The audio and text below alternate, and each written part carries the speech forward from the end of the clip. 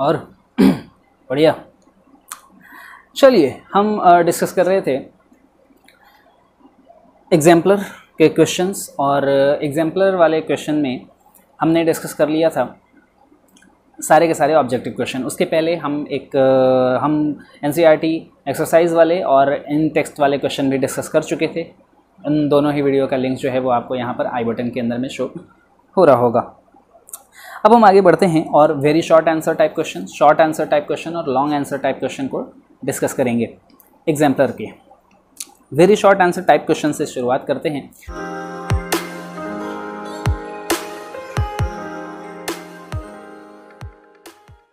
और question number 1 सबसे पहले आता है, mention 2 inherent characteristic of amoeba and yeast that enable them to reproduce sexually.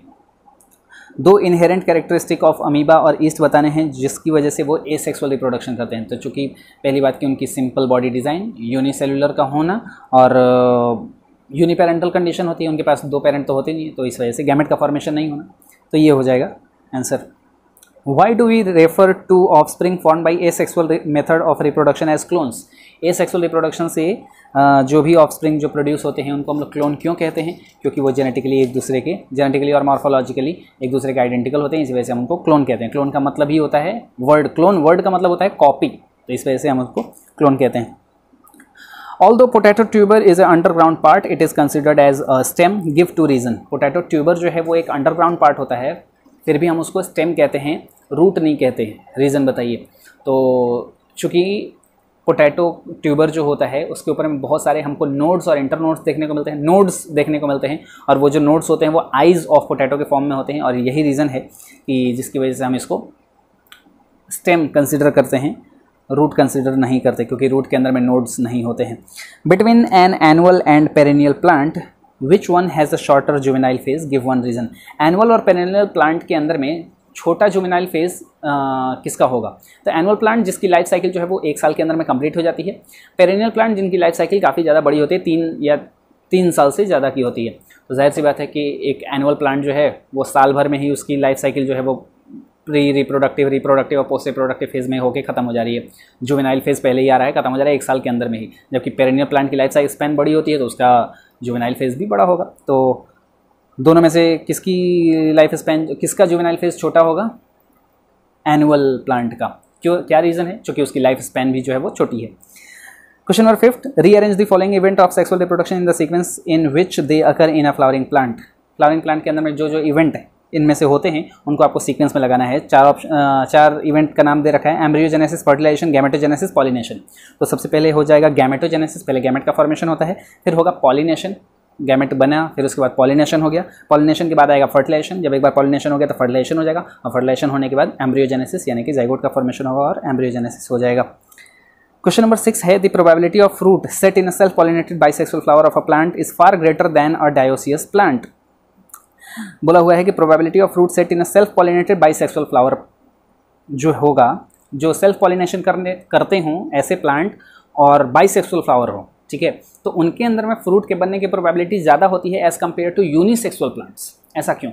तो चूँकि यूनिसेक्सुअल प्लांट्स जो होते हैं ना, उनके अंदर में एक प्लांट में केवल एक ही गैमेट बन रहा होता है। अब पॉलन ग्रेन को जब फीमेल गैमेट, पॉलन ग्रेन जो मेल गैमेट है, मेल गैमेट को जब फीमेल गैमेट तक ट्रैवल करके जाना होता है तो वो या तो वाटर के थ्रू जाते हैं, या तो एयर के थ्रू जाते हैं, एयर करंट के थ्रू, या फिर किसी एनिमल के थ्रू जाते हैं, ठीक है। हनी बी, पॉलन मतलब हनी बीज हैं और वो सारे ऑर्गेनिज्म जो हैं, तो उनके थ्रू जाना होता है। तो उस दौरान क्या होता है कि जब ट्रांसपोर्ट होता है पॉलन ग्रेन का, तो उस दौरान बहुत सारे पॉलन ग्रेन का लॉस हो जाता है, और इसी वजह से वहाँ पर फ्रूट बनने के चांसेस सेल्फ फर्टिलाइजेशन फ्लावर के कंपैरिजन में कम होगा।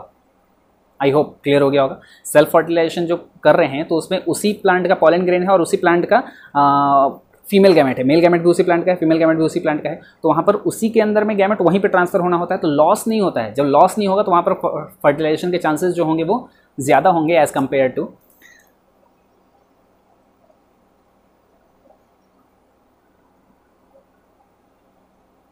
क्वेश्चन नंबर 7, ठीक है। Is the presence of large number of chromosome in an organism a hindrance to sexual reproduction? Justify your answer by giving suitable reasons. क्या ज़्यादा number में chromosome का present होना सेक्सुअल रिप्रोडक्शन को हिंडर करता है? हिंडर करने का मतलब रुकावट डालता है, रेसिस्टेंस पैदा करता है, ठीक है, परेशानी प्रॉब्लम क्रिएट करता है? जी नहीं, बिल्कुल नहीं। एक एग्जांपल देकर समझाइए। ओफियोग्लॉसम के अंदर में क्रोमोसोम का नंबर होता है 1260 और उसके अंदर में सेक्सुअल रिप्रोडक्शन होता है, बड़े आराम से होता है। तो क्रोमोसोम ऐसा नहीं है कि ज़्यादा होगा तो सेक्सुअल रिप्रोडक्शन नहीं हो पाएगा, उससे कोई भी लेना देना नहीं है। Is there a relationship between the size of an organism and its life span? Give 2 example in support of your answer. बता चुके हैं कि ऑर्गेनिज्म की लाइफ स्पैन और उसके बॉडी के साइज़ में क्या कोई रिलेशन होता है? जी नहीं, बिल्कुल भी नहीं होता है। जैसे पीपल का ट्री और मैंगो का ट्री जो है उनकी साइज़ लगभग सेम होती है, लेकिन फिर भी लाइफ स्पैन जो है वो काफ़ी ज़्यादा डिफरेंस है। और क्रो और पैरट की लाइफ स्पैन में भी काफ़ी ज़्यादा डिफरेंस है। क्रो जो होता है वो 15 साल के अराउंड में जीता है और जो पैरट है वो उनकी लाइफ स्पैन करीब 150 ईयर होती है। तो बॉडी का साइज सेम है लेकिन फिर भी लाइफ स्पैन अलग अलग हो सकती है, तो कोई भी उसका लेना देना नहीं है। क्वेश्चन नंबर 9 के अंदर में एक डायग्राम दे रखा है, तो आप ये वाला क्वेश्चन जो है अभी के लिए छोड़ दीजिएगा। वैसे भी ये जो क्वेश्चन है इसका आंसर मिलेगा आपको अगले चैप्टर में। बहुत सारे क्वेश्चन जो हैं उसका आंसर जो होगा वो आपको अगले चैप्टर के अंदर में मिलेगा। चैप्टर 2 में ये जो डायग्राम भी आपको उठाया गया है ये चैप्टर 2 से ही उठाया गया है, ठीक है। तो आप उस चीज़ का ध्यान रखेंगे, कोई ज़्यादा प्रॉब्लम की बात नहीं है। हम चैप्टर 2 पढ़ेंगे। इस प्लांट रिप्रोडक्शन को हमको डिटेल में पढ़ना है, तो वो वहाँ पर जब हम लोग पढ़ लेंगे तो ये सारे क्वेश्चन भी वहाँ पर सॉल्व हो जाएंगे। Question number 10 again, give reasons as to why cell division can not be a type of reproduction in multicellular organism. Multicellular organism में सेल डिवीजन क्यों रिप्रोडक्शन का एक टाइप नहीं हो सकता है? क्योंकि मल्टीसेलुलर ऑर्गेनिज्म के अंदर में ऑर्गेनिज्म डिवाइड करके एक मल्टीसेलुलर बॉडी का फॉर्मेशन करना होता है और किसी सिंगल सेल के लिए ये करना पॉसिबल नहीं होगा, ठीक है ना। मल्टीसेलुलर ऑर्गेनिज्म है तो ये जब मल्टीसेलुलर बॉडी अगर रिप्रोडक्शन करेगी तो रिप्रोडक्शन करके मल्टीसेलुलर बॉडी ही बनाना होगा। तो कोई एक सेल डिवाइड करके मेरी बॉडी का मल्टीसेलुलर ऑर्गेनिज्म का फॉर्मेशन नहीं कर सकता है। यही रीज़न होगा कि मल्टीसेलुलर ऑर्गेनिज्म के अंदर में it can not be a type of reproduction, cell division can not be a type of reproduction, ठीक है। तो ये हो जाता है, ठीक है, चूँकि बॉडी जो होती है काफ़ी कॉम्प्लेक्स होती है और बॉडी का साइज़ काफ़ी बड़ा होता है, ये रीज़न हो जाता है। अगेन क्वेश्चन नंबर 11 एक डायग्राम दे रखा है, ये आपको एनसीईआरटी के अंदर में बिल्कुल लास्ट पेज पर आपको ये डायग्राम मिल जाएगा, तो वहाँ पर आप ये देख लेंगे। और इसमें बहुत ही सिंपल सा है, पूछ रखा है आपको ओव्यूल और पेरिकार्प को मेंशन करना है, लेबलिंग करनी है। बहुत सिंपल सा क्वेश्चन है, आपको मिल जाएगा, लास्ट में आप कर लीजिएगा। बाहर मतलब सीड कौन सा है और पेरिकार्प कौन सा है वो आपको बताना है। Question number 12, why do gametes produce in large number in organism exhibit external fertilization. Again ये क्वेश्चन फिर से आ गया। एक्सटर्नल फर्टिलाइजेशन जो ऑर्गेनिज्म करते हैं तो उनके अंदर में गैमेट ज़्यादा नंबर में प्रोड्यूस क्यों होते हैं? तो चूँकि जो एक्सटर्नल फर्टिलाइजेशन करेंगे उनमें प्रीडेटर का खतरा ज़्यादा होता है। They are more prone to predators, more prone to extreme environmental condition, that is why the chance of loss of pollen grains, gametes, the chance of loss of gametes are way more than the loss in organism exhibiting internal fertilization। जो internal fertilisation organism करते हैं उनके comparison में external fertilisation करने वाले organism के अंदर में chance of loss of gamete जो होगा वो ज़्यादा होगा। बता रही है समझ में? तो जो भी ऑर्गेनिज्म जो एक्सटर्नल फर्टिलाइजेशन कर रहे हैं तो उनमें गैमेट के लॉस ज़्यादा होंगे, तो इसी वजह से वो ज़्यादा नंबर में गैमेट भी बनाते हैं कि अगर कुछ लॉस भी हो जाए तो कोई दिक्कत नहीं है, हम ज़्यादा नंबर में गैमेट बना रहे हैं। जबकि जिसमें इंटरनल फर्टिलाइजेशन होता है उनमें गैमेट का फॉर्मेशन कम होता है चूँकि लॉस कम होता है। Which of the following are monoecious and dioecious organism. इनमें से आपको 4 ऑर्गेनिज्म का नाम दे रखा है, उसमें से बताना है कि आपको मोनोसियस यानी कि बाइसेक्सुअल और डायोसियस यानी कि यूनिसेक्सुअल कौन कौन से हैं। अर्थवर्म आपको बताया था कि अर्थवर्म जो होता है वो बाइसेक्सुअल होता है यानी कि मोनोसियस होता है। कारा भी जो है वो एक प्लांट है और मोनोसियस होता है, बाइसेक्सुअल होता है। मर्केंशिया एक यूनिसेक्सुअल ऑर्गेनिज्म है यानी कि डायोसियस होगा। और कॉकरोच भी एक यूनिसेक्सुअल है यानी कि डायोसियस होगा। Match the organisms given in the column 1 with the vegetative propagules given in column 2। Bryophyllum, column 1 में कुछ ऑर्गेनिज्म के नाम लिख रखे हैं, कॉलम 2 में कुछ टाइप ऑफ वेजिटेटिव प्रोपग्यूल के नाम लिख रखे हैं। आपको मैच कराना है कि कौन सा ऑर्गेनिज्म किस टाइप के वेजिटेटिव प्रोपग्यूल से प्रोपगेट करता है। पहला है ब्रायोफिलम, खुद से बताइए ब्रायोफिलम जो है वो कौन से टाइप से प्रोपगेट करता है? तो लीफ, ब्रायोफिलम जो होता है वो लीफ से, तो ऑप्शन में यहाँ पर है लीफ बड, आप लीफ बड से मैच करा देंगे। अगेव का जो प्लांट होता है वो बल्बिल ऑप्शन में था, डायग्राम भी बना हुआ है, इंपॉर्टेंट एग्जाम्पल भी है। आपको हाल फिलहाल में ही पिछले साल या उसके पिछले साल क्वेश्चन में ये बोर्ड एग्जाम में पूछा भी गया है, तो ध्यान रखिएगा। अगेव बल्बिल से रिप्रोड्यूस करते हैं। पोटैटो हो जाएगा ट्यूबर, ठीक है, स्टेम ट्यूबर। तो यहाँ पर अच्छा ऑप्शन में नहीं दे रखा है, ऑप्शन में है आइज़, तो आइज़ ऑफ पोटैटो जिसको हम लोग नोड कहते हैं, तो आइज़ हो जाएगा ऑप्शन में। और है वाटर हाइसिंथ, और वाटर हाइसिंथ के अंदर में हो जाएगा ऑफसेट, ऑफसेट में आता है वाटर हाइसिंथ। ऑफसेट जो होता है, ऑफसेट और रनर, हमने स्टेम के टाइप में लिखा था ऑफसेट और रनर, तो ऑफसेट जो है वो एक तरीके का रनर ही होता है, बस एक्वेटिक होता है, मतलब एक्वेटिक रनर को ही ऑफसेट कहते हैं। ठीक है, आई होप क्लियर हो गया होगा। इन सभी चीज़ों के बारे में आपको बताया भी था कि अगर डिटेल में आपको जाना होगा तो आप क्लास 11th के अंदर में उस सिस्टम के बारे में डिटेल में आपको चीज़ें मिल जाएंगी। उसके बाद अगला क्वेश्चन आता है, question number 15, what do the following parts of a flower develop into after fertilization. Ovary, ovary fertilization के बाद कौन से प्लांट पार्ट में कन्वर्ट हो जाती है, फ्रूट में, और ओव्यूल सीड में। ठीक है, ये हो जाता है हमारा very short answer type question, खत्म। आगे बढ़ते हैं, बात करते हैं शॉर्ट आंसर टाइप क्वेश्चन की। क्वेश्चन आता है, in haploid organisms that undergo sexual reproduction name the stage in the life cycle when meiosis occurs, give reason for your answer. तो यहाँ पर क्वेश्चन ये बोल रखा है कि हैप्लॉइड ऑर्गेनिज्म जो सेक्सुअल रिप्रोडक्शन कर रहा हो उसमें मियोसिस कहाँ पर होगा, जाइगोट में, जो भी हैप्लॉइड ऑर्गेनिज्म होते हैं। और हैप्लॉइड ऑर्गेनिज्म के अंदर में अगर पूरी लाइफ साइकिल में, हैप्लॉन्टिक लाइफ साइकिल के अंदर में कहीं एक जगह मियोसिस होता है तो वो है जाइगोटिक मियोसिस, जाइगोट में। ठीक है, डिटेल में लिखना है आपको, शॉर्ट आंसर टाइप क्वेश्चन है, दो नंबर के हैं तो आपको पूरा सेंटेंस में बना के लिखना है, आप लिख देंगे। The number of taxa exhibiting asexual reproduction is drastically reduced in higher plants and higher animals as compared to lower groups of plants and animals, and analyze the possible reason for this situation. The number of taxa, question ये है कि asexual reproduction करने वाले organism में higher plants और higher animals धीरे धीरे काफ़ी कम हो जाते हैं। जब हम हायर प्लांट्स की तरफ बढ़ते हैं और हायर एनिमल्स की तरफ बढ़ते हैं तो asexual रिप्रोडक्शन करने वाले ऑर्गेनिज्म जो है वो काफ़ी कम हो जाते हैं। ऐसा क्या मतलब कारण है, इसके कुछ पॉसिबल रीजंस बताइए। तो जो हायर ऑर्गेनिज्म होते हैं उनकी बॉडी जो है वो काफ़ी कॉम्प्लेक्स होती है, उनके अंदर में सर्वाइवल के चांसेस को बढ़ाने के लिए, जेनेटिक वेरिएशन क्रिएट करने के लिए, एनवायरनमेंट में अच्छे तरीके से सर्वाइव करने के लिए, इन सभी चीज़ों के लिए वो क्या करते हैं कि सेक्सुअल रिप्रोडक्शन करने लग जाते हैं। और इसी वजह से हायर ऑर्गेनिज्म के अंदर में कॉम्प्लेक्स बॉडी भी होती है, तो इस वजह से वो एसेक्सुअल रिप्रोडक्शन करना कम कर देते हैं, बंद कर देते हैं। हनी बीज produce their young ones only by sexual reproduction. Honey बीज जो हैं वो सिर्फ सेक्सुअल रिप्रोडक्शन के द्वारा अपने ऑफस्प्रिंग प्रोड्यूस करती हैं। In spite of this, in a colony of bees we find both haploid and diploid individuals. इसके बावजूद भी हम हनी बी के कॉलोनीज के अंदर में हैप्लॉइड और डिप्लॉइड दोनों तरीके के इंडिविजुअल हमको देखने को मिलेंगे। Name the haploid and diploid individuals in the colony and analyse the reason behind their formation. ये भी क्वेश्चन जो है वो आपको आगे मिल जाएगा। फिलहाल आपको बहुत सारे लोगों को पता भी होगा कि हनी बी जो है वो हैप्लॉइड भी होती है कुछ, और कुछ डिप्लॉइड भी होते हैं। ठीक है, क्वेश्चन ये पूछ रखा है कि name the haploid and diploid individual. तो याद रखिएगा जितने भी हैप्लॉइड होते हैं ये सब मेल होते हैं, और मेल को बोला जाता है ड्रोन्स। ठीक है, और जो डिप्लॉइड होती हैं वो सभी होती हैं फीमेल्स। ठीक है, और फीमेल्स जो होंगी वो दो तरीके की होंगी, queen and worker.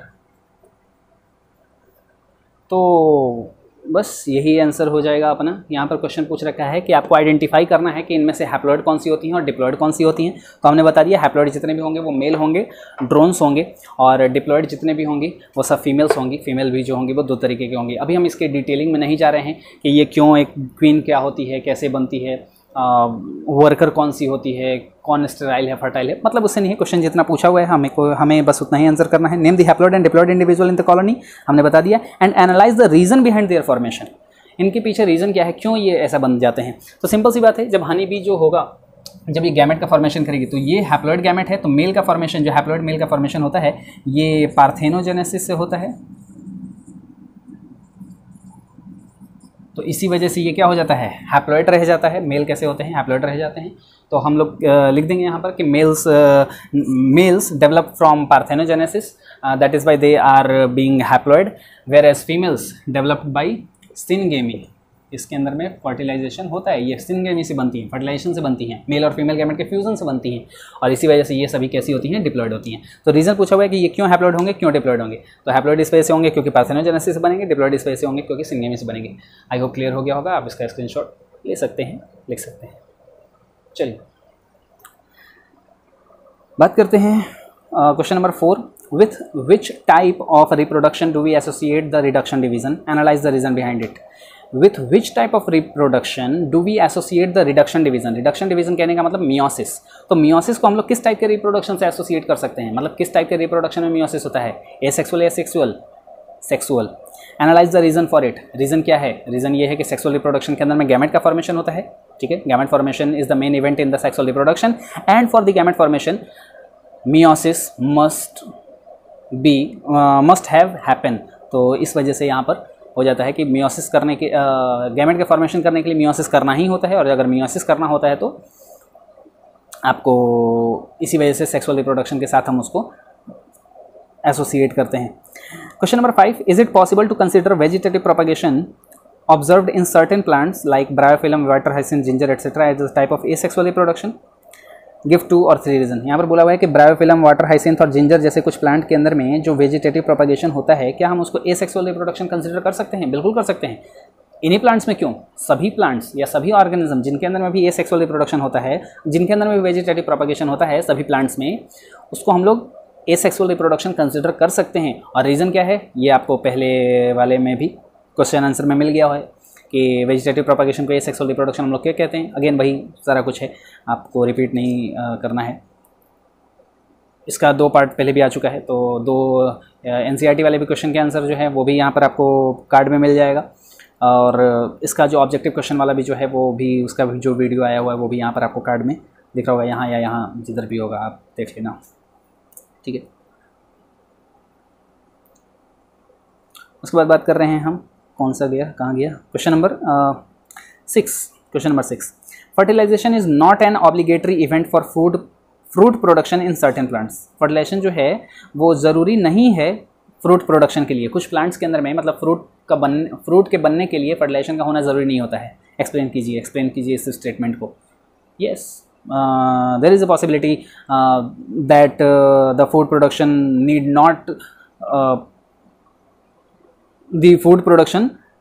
not an obligatory event called fertilization। तो ज़रूरी नहीं होता है फर्टिलाइजेशन हो ही तभी फ्रूट का फॉर्मेशन होगा। और रीज़न क्या है, रीज़न ये है कि पार्थेनोजेनेसिस, क्योंकि बहुत सारे प्लांट के अंदर में पार्थेनोजेनेसिस से भी फ्रूट बन सकता है, तो फर्टिलाइजेशन की कोई भी आवश्यकता वहाँ नहीं है। Question number 7, in a developing embryo analyse the consequences if cell division are not followed by cell differentiation. बहुत अच्छा क्वेश्चन है, पूरे अभी इस चैप्टर के अंदर में जो अभी अच्छा क्वेश्चन आया हुआ है, आप बिल्कुल इसको मार्क करते चलेंगे। क्वेश्चन नंबर 7 अच्छा क्वेश्चन है, क्यों है देखिए सुनिए। यहाँ पर क्वेश्चन आपको ये थिंकिंग वाला क्वेश्चन है, थिंकिंग टाइप का क्वेश्चन है कि डेवलपिंग एम्ब्रियो, जब एम्ब्रियो डेवलप हो रहा है 2 इवेंट होते थे वहाँ पर, पहला सेल डिवीज़न और दूसरा सेल डिफरेंशिएशन। सेल डिवीज़न होता था क्या कि जब एक जाइगोट है और जाइगोट जब डिवाइड कर रहा है और डिवाइड करते करते वहाँ पर एक बहुत सारे एक सेल का ग्रुप बन रहा है, एक सेल का फॉर्मेशन हो रहा है, ठीक है, सेल डिवीज़न हो रहा है वहाँ पर। फिर अब हमने बात करी थी कि दूसरा इवेंट यहाँ पर क्या हो जाएगा, जब बहुत सारे सेल्स बन जाएंगे तो उसके बाद सेल डिफरेंशिएशन होना शुरू हो जाता है। सेल डिफरेंशिएशन का मतलब सेल डिफरेंट टाइप के सेल का फॉर्मेशन होना, सेल की फंक्शनिंग वहाँ पर फिक्स होनी शुरू हो जाती है, या फिर सेल जो है वो अपने आप में वर्क का डिस्ट्रीब्यूशन होना शुरू हो जाता है, टिश्यू का डिफरेंशिएशन होना शुरू हो जाता है, उसको हम लोग कहते हैं डिफरेंशिएशन, सेल डिफरेंशिएशन। तो क्वेश्चन ये पूछा हुआ है कि अगर एम्ब्रियो डेवलपमेंट के दौरान सेल डिवीज़न हो और सेल का डिफरेंशिएशन ना हो तो क्या कॉन्सिक्वेंस होगा, क्या प्रॉब्लम होगी। तो ऐसा समझिए कि एक जाइगोट था, वो सेल डिवाइड कर रहा है काफ़ी तेज़ कर रहा है, लेकिन सेल डिफरेंशिएशन नहीं हो रहा है। और अगर डिफरेंशिएशन नहीं होगा तो वो क्या होगा, डिवाइड करते करते एक ग्रुप ऑफ सेल बना देगा, बस सिंपली। उससे कोई सा भी ऑर्गेनिज्म का फॉर्मेशन नहीं होगा, किसी भी ऑर्गन का फॉर्मेशन नहीं होगा, किसी ऑर्गन सिस्टम का फॉर्मेशन नहीं होगा, किसी भी चीज़ का फॉर्मेशन नहीं होगा, बस they remain as a group of cell, a mass of cell. तो सिर्फ एक मास ऑफ सेल बन के वो रह जाएगा और किसी भी टाइप के ऑर्गन या स्ट्रक्चर का फॉर्मेशन वहाँ पर नहीं हो पाएगा। तो ये इसका आंसर हो जाएगा। सोचने वाला क्वेश्चन था, कुछ ऐसा नहीं था। List the changes observed in an organism flower in an angiosperm flower subsequent to pollination and fertilization. Pollination और फर्टिलाइजेशन के बाद एंजियोस्पर्मिक फ्लावर के अंदर में क्या कुछ चेंजेस होते हैं उसकी आपको लिस्ट बनानी है कि सेपल क्या होगा, पेटल क्या हो जाएगा, सेपल और पेटल फॉल ऑफ हो जाते हैं, ठीक है, और ओवरी जो है फ्रूट में कन्वर्ट हो जाती है, ओव्यूल जो होता है वो सीड में कन्वर्ट हो जाता है, सिनर्जिड और एंटीपोडस डिसइंटीग्रेट हो जाते हैं। तो ये भी क्वेश्चन जो है अगर आपको शॉर्ट में लिखना है तो ये 4 लिख देंगे, सेपल पेटल डीजनरेट हो जाते हैं और ओव्यूल जो है वो सीड में कन्वर्ट हो जाता है, ओवरी जो है वो फ्रूट में कन्वर्ट हो जाता है। लेकिन अगर डिटेल में इसका एक्सप्लेनेशन जानना है, अगेन चैप्टर 2 जब हम लोग पढ़ लेंगे तो इसका डिटेल आंसर आपको मिल जाएगा। Question number 9, suggest a possible explanation why the seed in a pea pod are arranged in a row whereas those in tomato are scattered in a juicy pulp. आपको पूछा गया है कि पी प्लांट के अंदर में जब हम लोग सीड देखते हैं तो वो बिल्कुल एक रो में लगा हुआ होता है, जबकि टोमेटो के अंदर में एक जूसी पल्प होता है और उसी के अंदर में बिखरे हुए होते हैं सीड। रीज़न क्या है? प्लेसेंटेशन। प्लेसेंटेशन आपको मिल जाएगा class 11th chapter number 5 morphology of flowering plants, उसके अंदर में एक टॉपिक है placentation, types of placentation. Marginal type का प्लेसेंटेशन हमको देखने को मिलता है पी प्लांट के अंदर में और पैराइटल टाइप का प्लेसेंटेशन देखने को मिलता है टोमेटो के अंदर में, ठीक है। एक्सियल टाइप का प्लेसेंटेशन हमको देखने को मिलता है टोमेटो के अंदर में। तो प्लेसेंटेशन की वजह से वहाँ पर ये चीज़ें होती हैं। प्लेसेंटेशन क्या होता है आप या तो 11th में पढ़े होंगे या चैप्टर 2 में हम लोग पढ़ेंगे। अगर आपको डेफिनेशन जाननी है तो सिर्फ इतना से याद रखिएगा कि प्लेसेंटेशन होता है the arrangement of ovule with in an ovary, उसको प्लेसेंटेशन कहते हैं। Arrangement of ovule with in an ovary is called placentation. Definition अगर समझ में आ गया होगा तो ठीक है, 11th क्लास में आपने पढ़ा भी होगा। आगे चैप्टर में 2nd चैप्टर में हम इसको डिटेल में डिस्कस भी करेंगे। Draw the sketches of a zoospore and a conidium. Zoospore और कॉनिडियम का डायग्राम बनाना है भाई साहब, बन जाएगा। Mention 2 dissimilarities between them, 2 dissimilarity बताना है जूस्पोर में और कॉनिडियम में। तो जूस्पोर जो होते हैं वो मोटाइल होते हैं, कॉनिडिया नॉन मोटाइल होते हैं। जूस्पोर एक्सोजिनस ऑरिजिन में होते हैं, conidia endogenous zoospore endogenous origin में होते हैं, कॉनिडिया एक्सोजिनस ऑरिजिन में होते हैं। जूस्पोर के पास फ्लैजेला होता है, कॉनिडिया के पास फ्लैजेला नहीं होता है। जूस्पोर स्विम कर सकते हैं, कॉनिडिया स्विम नहीं कर सकते हैं। बहुत सारे डिफरेंसेस बता दिए। And at least 1 feature common to both structure, और दोनों में एक सिमिलैरिटी बतानी है। दोनों एसेक्सुअल स्पोर्स हैं, यही कॉमन। दोनों हैप्लॉइड होते हैं, ये भी एक कॉमन एग्जाम्पल है, ठीक है। चलिए question number 11, justify the statement vegetative propagation is also a type of asexual reproduction. Vegetative propagation जो है वो भी एक टाइप का एसेक्सुअल रिप्रोडक्शन ही है। इस स्टेटमेंट को आपको जस्टिफाई करना है। अगेन ये क्वेश्चन पता नहीं कितनी बार आएगा, 3 या 4 बार तो आ ही गया है। एनसीईआरटी एक्सरसाइज और ऑब्जेक्टिव और ये सब्जेक्टिव वाला मिला के। चलिए अगला अब बात कर लेते हैं। ये खत्म हो गया अपना शॉर्ट आंसर टाइप क्वेश्चन। अब आ जाते हैं हम लोग लॉन्ग आंसर टाइप क्वेश्चन में। और लॉन्ग आंसर टाइप क्वेश्चन के अंदर में आता है question number 1, enumerate the differences between asexual and sexual reproduction. Asexual और सेक्सुअल रिप्रोडक्शन के बीच में डिफरेंसेस बताने हैं, बहुत बारी बता चुके, लिख लेंगे आप। Describe the types of asexual reproduction exhibited by unicellular organism.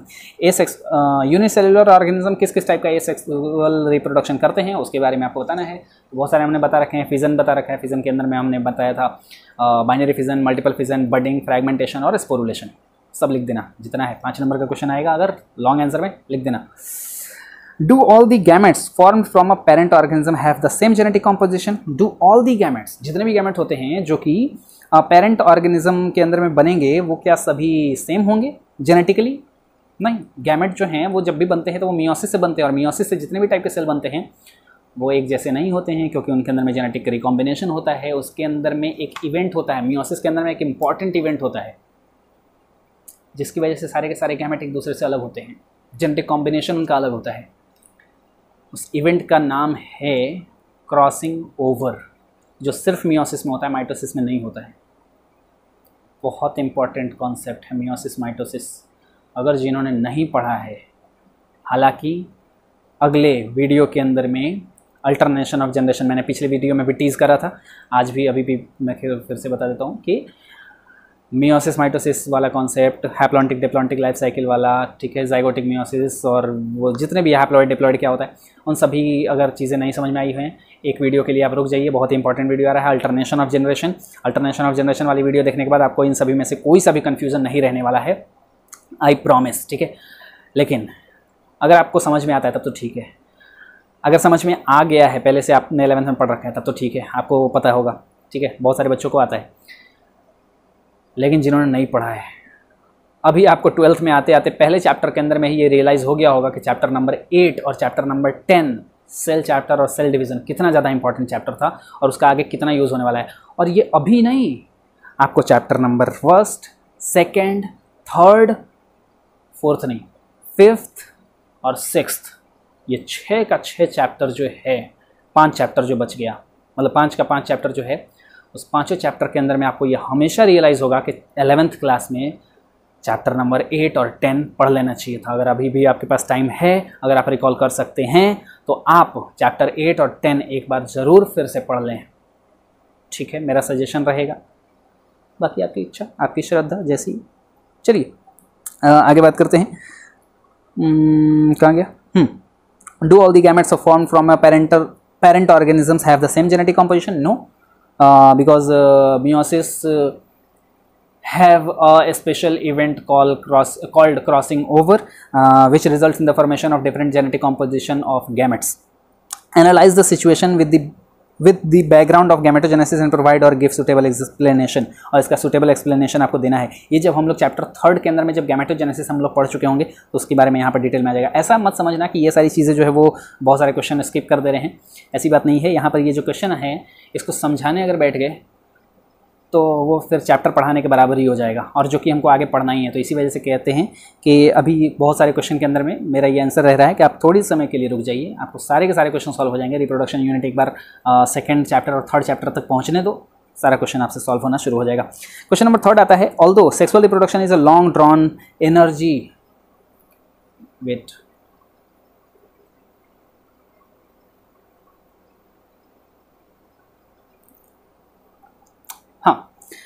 Although sexual reproduction is a long-drawn, energy-intensive, complex form of reproduction, many group of organisms in kingdom Animalia and Plantae prefer this mode of reproduction.